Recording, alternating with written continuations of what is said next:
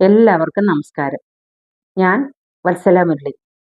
ഞാനിന്നിവിടെ ഉണ്ടാക്കാൻ പോകുന്നത് ഉരുളക്കിഴങ്ങ് കൊണ്ട് ഒരു ഉരുളക്കിഴങ്ങ് കറി. ഒരു കിഴങ്ങ് കറിയാണ് നമ്മൾ ഉണ്ടാക്കാൻ പോകുന്നത്.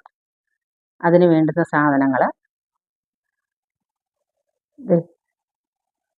ഒരു 3 ഉരുളക്കിഴങ്ങ് പുഴുങ്ങി ഉപ്പും മഞ്ഞളും ഇട്ട് പുഴുങ്ങി വെച്ചിരിക്കുന്നു.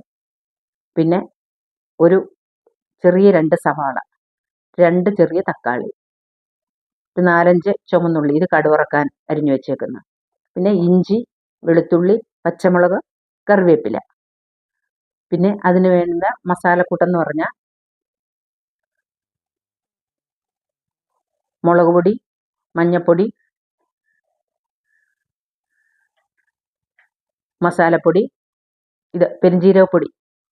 ഒരു ഇച്ചിരി പെരുംജീരകം നമ്മൾ കടുവറക്കാൻ നേരം ഇടുന്നുണ്ട്. കടുവറുത്തേച്ച് നമ്മൾ പെരുംജീരകവും കറുവപ്പട്ടയും ഒരേലയ്ക്ക് 1 ഗ്രാമ്പൂ നമ്മൾ ഇടുന്നുണ്ട്. അതൊരു ടേസ്റ്റിന് വേണ്ടിയിട്ട്. പിന്നെ വെളിച്ചെണ്ണ, കടുക്, കറിവേപ്പില പറഞ്ഞല്ലോ. ഇത്രയാണ് സാധനങ്ങൾ. ഇനി നമുക്കിതെങ്ങനെ ഉണ്ടാക്കുന്നതെന്ന് നമുക്ക് നോക്കാം.